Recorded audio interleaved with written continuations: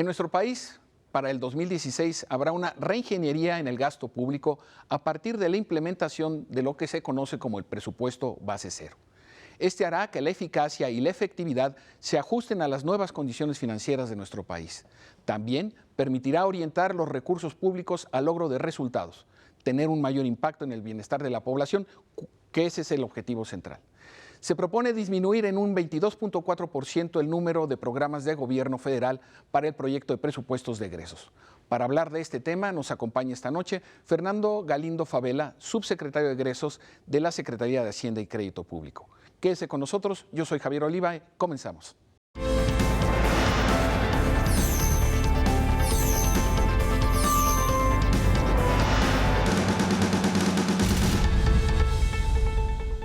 Muy bien, bienvenidos a este programa. Gracias por acompañarnos, Verónica, Pepe. ¿Qué tal? Buenas noches. Buenas noches. Buenas noches. Déjame empezar por algo elemental, pero que me parece básico. ¿De dónde viene esta denominación de presupuesto base cero? ¿Qué significa? Cuando uno lee en los periódicos, en la sección económica, los comentarios, los analistas, parece que lo dieran por sentado. ¿Qué significa? ¿En qué se traduce para el ciudadano común? Esa es una muy buena pregunta y gracias por la oportunidad. El presupuesto base cero lo que significa es romper las inercias. Revisar todas las estructuras de gasto del gobierno, todos los programas presupuestarios, todas las estructuras de gobierno, cómo está funcionando el gobierno, cómo está otorgando los servicios, y eso es lo que significa presupuesto base cero, con distintas herramientas. El presupuesto basado en resultados no está peleado, porque ha habido una discusión de que si el presupuesto base cero es distinto al presupuesto basado en resultados, no. El presupuesto base cero lo que significa que estamos revisando todos los programas presupuestarios con los que ejerce los recursos públicos el gobierno de la República, con la información del presupuesto basado en resultados, con las evaluaciones del Coneval, con las evaluaciones que tiene la propia Secretaría de Hacienda, la Función Pública, la Auditoría Superior de la Federación. Eso es lo que significa el presupuesto base cero. ¿Y por qué estamos aquí? Porque hoy tenemos una nueva realidad presupuestal. Tenemos menos ingresos. ¿Por qué? Porque estamos produciendo menos petróleo y porque el precio del petróleo ha caído de manera significativa. En los años pasados teníamos un precio del petróleo alrededor de $100 por barril, hoy estamos por abajo de los $50, es decir, la mitad del precio del petróleo. Y el gobierno tenía tres opciones. Uno, incrementar los impuestos, emitir más deuda o una reingeniería del gasto público. Y el presidente de la República tomó una decisión muy clara: no incrementar los impuestos y no incrementar la deuda. Entonces estamos hablando de una reingeniería del gasto público a través de esta propuesta de presupuesto base cero. Oye, Fernando, ¿y es la primera vez que se realiza un ejercicio de esto recientemente en México? Oye, eso te iba a decir, como lo describes, más bien debería de ser esa la norma y no la excepción. ¿Por qué hablamos del presupuesto base cero como un evento extraordinario? Sin duda, desde la actual administración se están llevando a cabo una revisión de los programas presupuestarios y hemos venido trabajando en ello. En el primer presupuesto de egresos hicimos una reingeniería de los programas de la Secretaría de Educación Pública, principalmente en el programa de becas. La Secretaría de Educación Pública tenía alrededor de 8 o 9 programas presupuestarios de becas. Lo que hicimos es consolidar en un solo programa presupuestario que nos permite tener un padrón único. Y así también reformamos los programas en materia indígena. También los consolidamos. Es un proceso que es evolutivo, no es estático la revisión del gasto público. Pero hoy, ante una nueva coyuntura, la oportunidad que nos da esta reducción de los ingresos petroleros, porque así lo vemos como una oportunidad, es que tenemos que romper inercias históricas de cómo se viene presupuestando, porque normalmente el presupuesto, como se envía a la Cámara de Diputados, es uno revisa lo que ha venido ejerciendo los últimos años, ver las prioridades y se hacen ajustes marginales.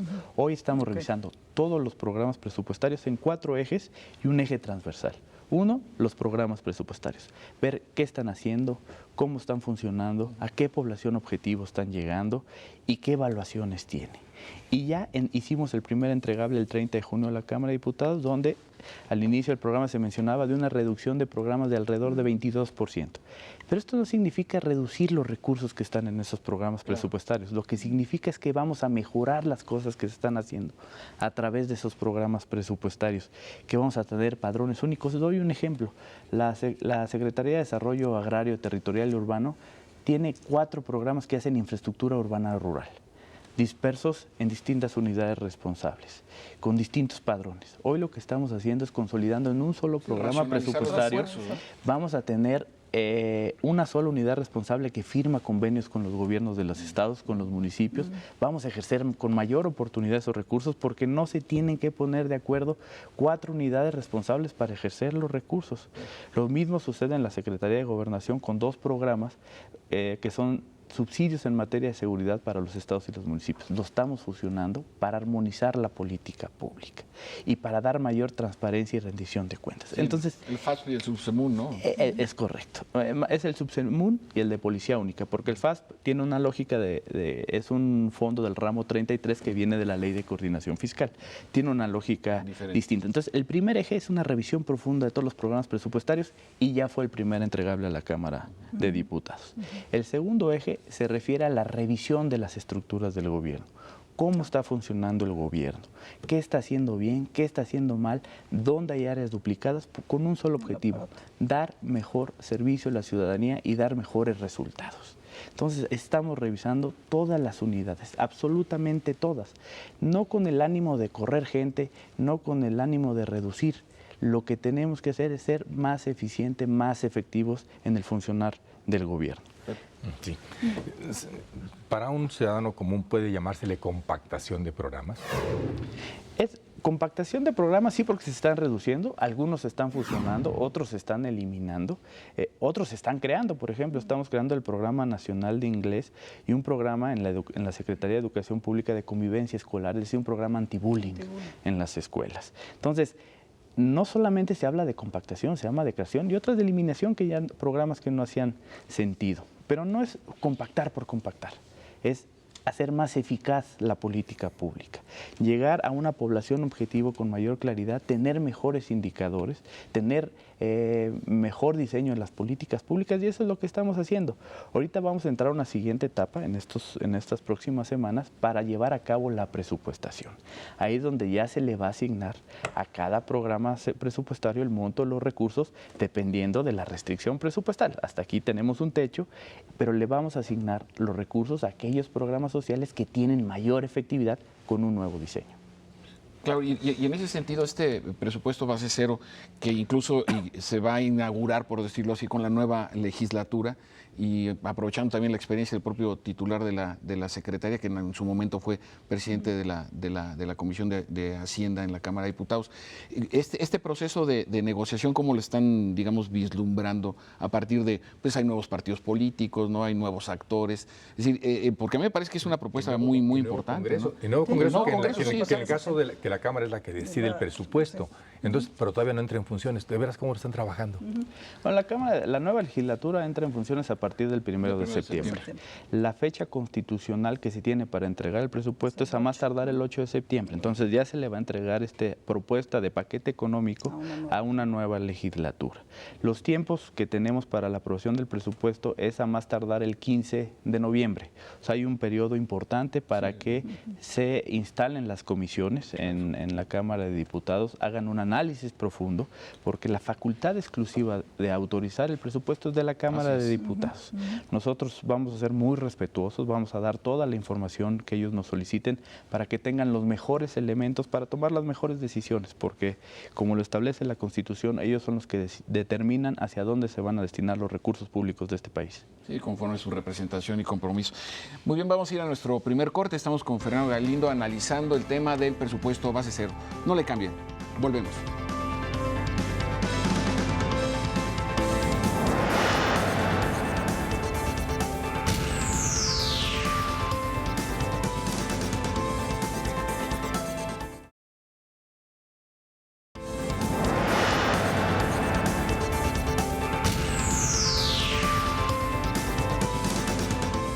Gracias por continuar con nosotros. Estamos tratando el tema del presupuesto base cero. Y Verónica se había quedado con una pregunta, una inquietud.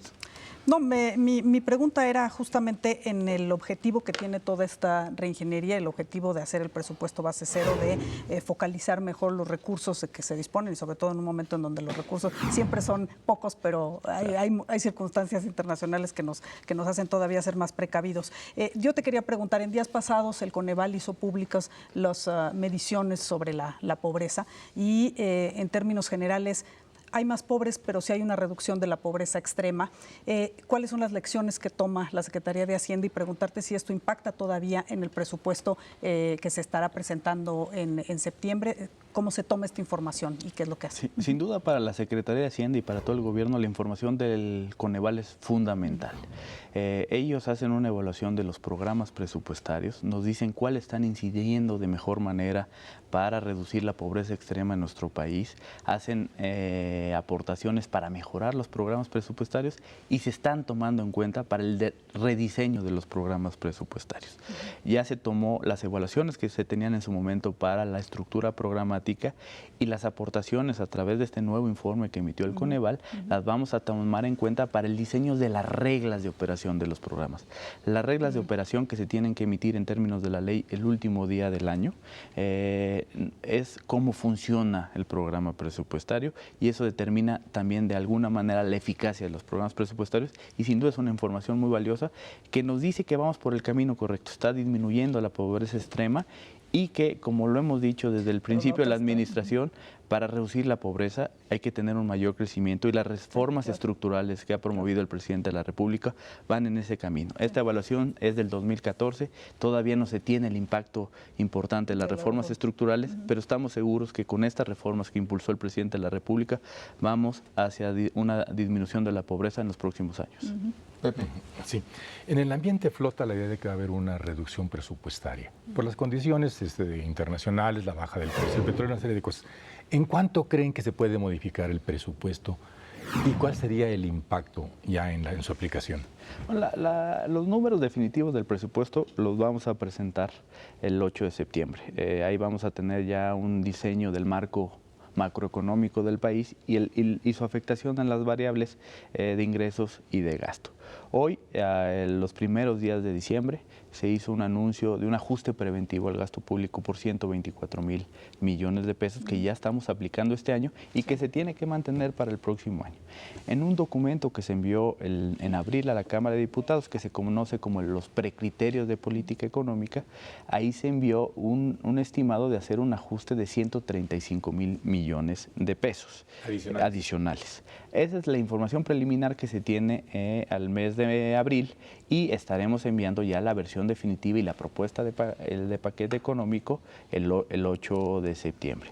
Nada más, si me dejan terminar un poquito los 4 ejes, porque me quedé en el segundo. El tercer eje se refiere a una revisión de los gastos de operación del gobierno, porque aquí lo que hemos mencionado, que el que tiene que ajustarse ahora es el gobierno, no son los ciudadanos. Y ahí estamos haciendo una revisión profunda del gasto en celulares, en viáticos, en gastos de representación, en vehículos. Estamos haciendo una revisión en todas las secretarías de Estado para poder reducir los gastos de operación del gobierno, el gasto de la burocracia. Ahí también ese es el tercer eje que estamos llevando a cabo. Y el cuarto eje es mejorar el ejercicio de los proyectos de inversión. Lo que estamos dejando de hacer es asignarle de manera inercial a cada secretaría una bolsa de inversión histórica que siempre tienen en sus presupuestos. Ahora tenemos una bolsa nacional de inversión donde son los proyectos, independientemente de qué secretaría los ejecute, quienes compiten con esa bolsa de inversión y qué proyectos van a tener recursos, aquellos que tengan sus factibilidades técnicas más avanzadas, que tengan los derechos de vía y sobre todo los que tengan mayor incidencia en la población y mayores beneficios sociales. Esos son los 4 ejes que tenemos en la reingeniería del gasto público, con un eje transversal que les comentaba, que es la transparencia y la rendición de cuentas. La Secretaría de Hacienda, por instrucciones del presidente de la República, ha fortalecido las herramientas que tiene en materia de transparencia. Yo invito a la ciudadanía que conozca la página transparenciapresupuestaria.gov.mx, donde tenemos georreferenciada cada uno de los proyectos de inversión que ejerce el gobierno de la República, para que la gente pueda observar qué se está haciendo en su colonia, en su municipio, en su estado. También tenemos georreferenciado los convenios que firmamos de inversión con las entidades federativas.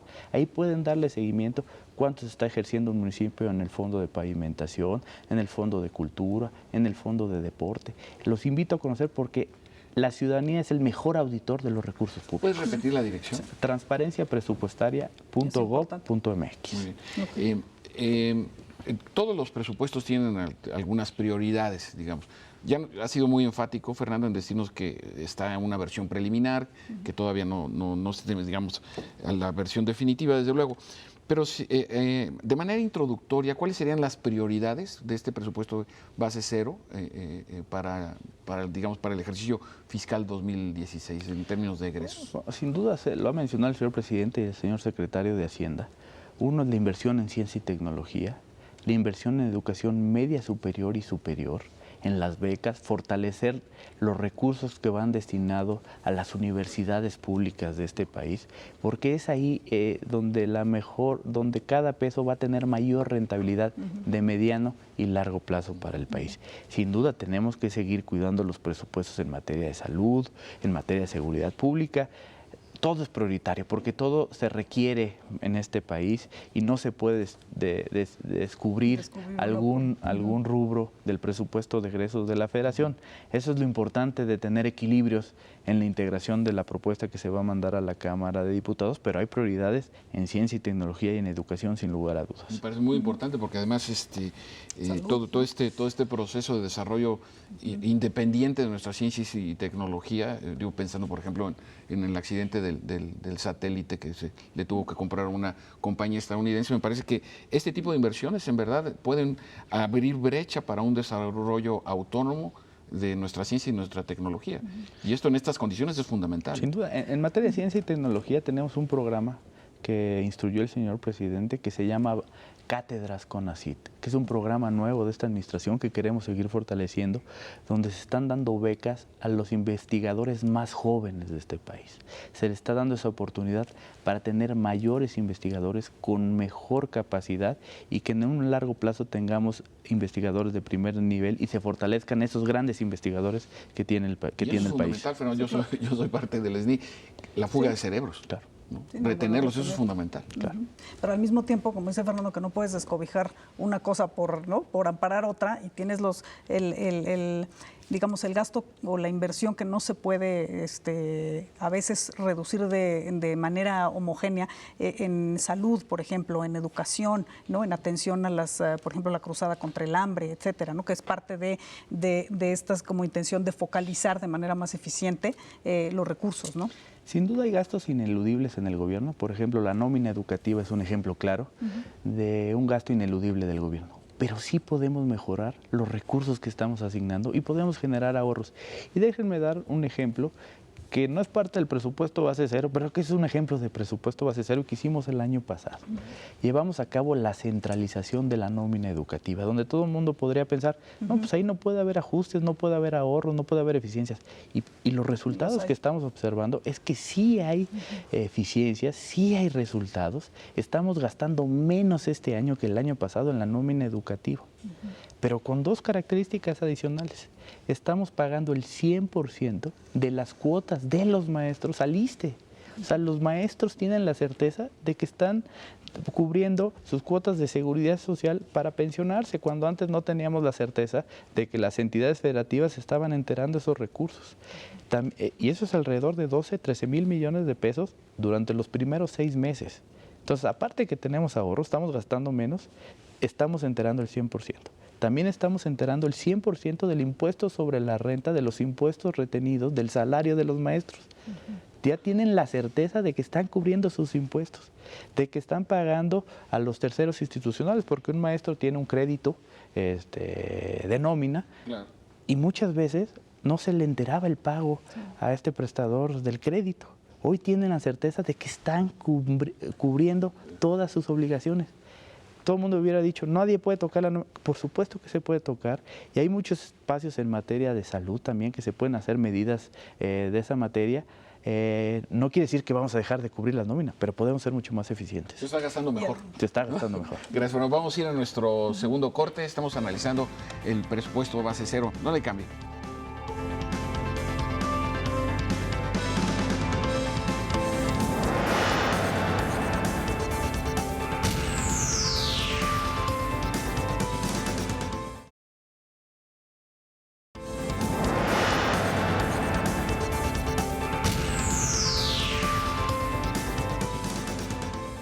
Hoy tenemos como invitado a Fernando Galindo, subsecretario de Egresos de la Secretaría de Hacienda y Crédito Público, y estamos tratando el tema del presupuesto base cero. Y en el corte me hizo la observación, Fernando, de que el secretario, hoy secretario de Hacienda, fue presidente de la Comisión de presupuesto y no de Hacienda. Entonces, para que quede bien puntualizado, y gracias por la observación, Pepe. Sí. En este nuevo presupuesto base cero, ¿cómo les va a ir a los estados y municipios? Quisiera hacer la pregunta en doble vía, en ingreso y en gasto. Estados y municipios dependen fundamentalmente del presupuesto federal. ¿Se ha hecho algo para que sean más eficientes en la captación? Los estados y los municipios dependen de dos fondos fundamentales. Uno es el fondo que deriva del ramo 28, que son las participaciones federales, y la segunda parte de un fondo de 9 fondos que se llaman del ramo 33, que son las aportaciones federales. Es decir, los estados y municipios dependen alrededor del 88-90% de los ingresos federales. En el caso de las participaciones que derivan de la recaudación federal, de los ingresos por derechos petroleros, del impuesto sobre la renta, del IVA, esos son recursos de libre asignación de las entidades federativas y de los municipios. En el caso del ramo 33, sí son asignaciones que tienen lineamientos en la Ley de Coordinación Fiscal, y ahí es donde sí estamos llevando a cabo acciones para mejorar el ejercicio de los recursos. En el bloque anterior daba el ejemplo de los recursos en materia educativa, que es un fondo del ramo 33. También podemos mejorar las asignaciones del fondo en materia de salud, que se conoce como el FASA. Te podemos mejorar y tener mejor información de cuánto estamos gastando en materia de salud. Y ahí dar un ejemplo de lo que estamos haciendo en presupuesto base cero en materia de salud. Estamos uniformando los programas que ejercen la Secretaría de Salud, las entidades federativas, el IMSS y el ISSSTE.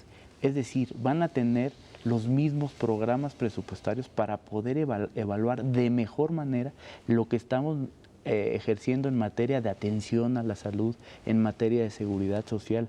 Vamos a tener de manera uniforme los recursos ejercidos para poder tomar mejores decisiones en materia de política pública. Verónica. Sí, tú mencionabas justamente esta centralización, ¿no?, de la nómina de educación. Algo parecido se hizo en el tema de salud, y me parece que desde el inicio de esta administración, en donde se detectaron que justamente esta parte de asignación de recursos en algunos estados no se había hecho de manera ya no solo eficiente, sino con indicios de muchos desvíos y de corrupción. Esta centralización ha dado buenos frutos. ¿Se va a seguir haciendo algo así? ¿Cómo se está reordenando para poder garantizar que se haga de manera más transparente? Sin duda ha dado muy buenos frutos. Tenemos ahorros importantes, tenemos eficiencias y tenemos información de cuánto le estamos pagando a cada maestro por escuela. Y esa es una información pública que lo podemos ver en la página que comentaba de transparencia presupuestaria y en la página de la Secretaría de Educación Pública. Podemos ver cuánto estamos ejerciendo por maestro por escuela. Eso es muy importante y creo que es una política pública que ha dado resultados. Estamos evaluando en qué otros sectores, dentro del marco del presupuesto base cero, podemos llevar a cabo esa centralización del pago de nóminas, hacer más eficiente para hacer más con menos recursos. Sí lo estamos evaluando y los resultados se van a presentar a más tardar el 8 de septiembre. Porque esa es como la contrapartida para un ejercicio presupuestal, ¿no? Es decir, que a la ciudadanía le quede esta parte de rendición de cuentas y de decir, están solicitando el sacrificio de un lado, pero hay que ver los efectos del otro, ¿no? Por supuesto. Sí, en el primer bloque, Fernando, te referiste a que la Secretaría de Hacienda, a su vez, se nutre de otras evaluaciones, como puede ser el Coneval, por ejemplo, ¿no? ¿Y qué hacen con ese conjunto de material de evaluación que les envían otras dependencias? ¿Ustedes tienen una metodología propia para procesar la información o la cruzan con ejercicios que debe tener la propia Secretaría en términos de gasto, inversión, etcétera? ¿Qué hacen con todo cómo procesan tanta información? Bueno, tenemos un área en la Secretaría de Hacienda que es la Unidad de Evaluación del Desempeño. Es la encargada de revisar cómo está funcionando cada uno de los programas presupuestarios. Y ahí se nutre de la información de la Auditoría Superior de la Federación, exacto, que la había mencionado, de Coneval, de las propias evaluaciones que hace la unidad, y también la Secretaría de la Función Pública tiene una unidad de evaluación del desempeño, que ese es otro ejemplo de las duplicidades de funciones del gobierno. Tenemos una unidad de evaluación de desempeño en la Secretaría de Hacienda y en la Secretaría de la Función Pública, que para darle un ejemplo a la gente nos tardamos 5 meses en que se pongan de acuerdo qué evaluaciones van a llevar a cabo.